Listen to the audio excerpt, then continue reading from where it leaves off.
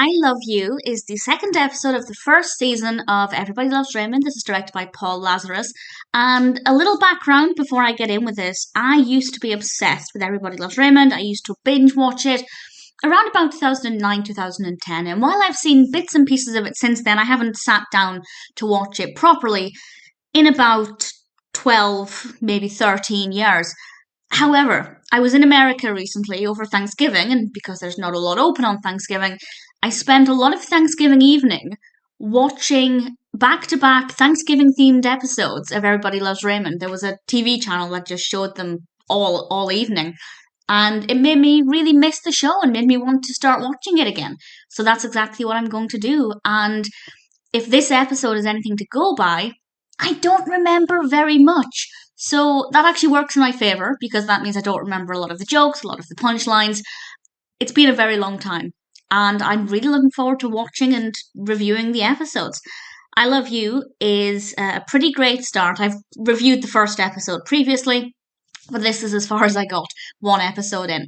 And I Love You, I don't remember at all, but I really thoroughly enjoyed it. It actually starts off with Maggie Wheeler and Tom McGowan as Linda and Bernie, and they're showing a very strong public display of affection, and it makes Debra question why Ray isn't affectionate towards her. And the episode is all about them discussing this, Debra telling Ray that she wishes he was more affectionate and even just said, "I love you" to her, and Ray kind of first of all explaining why he doesn't, but then digging a little bit deeper into that, and it's really fascinating. And I'll go into a bit of information about that. So there will be spoilers from this point on as I discuss some things that I really liked. But my favourite thing is Robert and the cat. It was relatively funny the first time it was mentioned, but the second time I was very, very amused. So that I thought was rather entertaining. And Ali shouting Stella, absolutely love it. It's also a very thought-provoking episode, and it helps to show that there are different sides to everything, and also you might want to stop and think about how your actions are affecting your children. And this is because Ray doesn't feel comfortable saying "I love you" or showing affection because that's how his parents were with him, and we learn that that's how their parents were with them. And as Debra points out, if you carry on like this, your own children might end up having the same experience. So it's a nice kind of reminder that you might not think you're doing anything wrong, or you might be used to the way you act, but you might not want that for your children. But if that's the case, you're going to need to take action.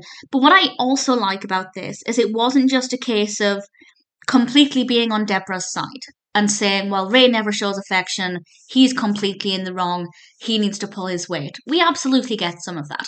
But it also shows that actually it's just not Ray's style, and that actually he does show affection in his own ways. For example, we see him making the bed, which is a really, sweet, lovely thing to do. I got the impression that it was something he did off of his own back rather than it being one of his delegated chores, if you know what I mean. And Debra caught him doing this, and there was that moment of recognition where she kind of had that thought that this is him showing he loves her.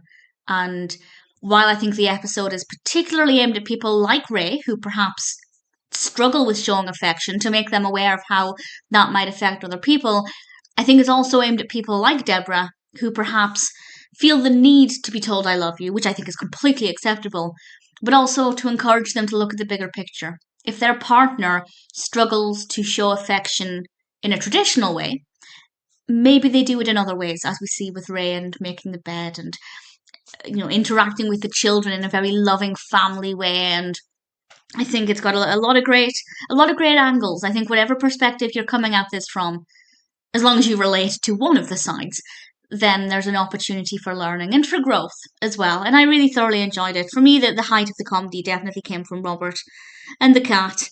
It also showed that Marie and Frank are very similar. They're very different in a lot of ways. But as much as Marie probably wouldn't want to admit it, I think she and Frank are also quite similar. And they have their own, backgrounds that are quite similar, their own approaches that are quite similar. I think Marie is very much a hands-on, affectionate mother with her boys. But in terms of their relationship with Frank and Marie, not so much. So I think it's a really brilliant episode. It's a great way for me to kickstart my journey of rediscovery with Everybody Loves Raymond.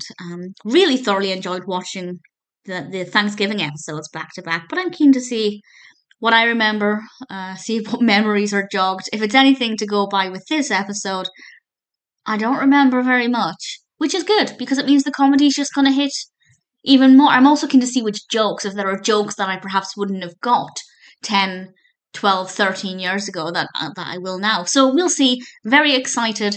I Love You is a really great episode, and I'm really keen to see what the rest of this first season has in store, what I can't remember, see if there's anything that I do remember. Either way, very, very excited.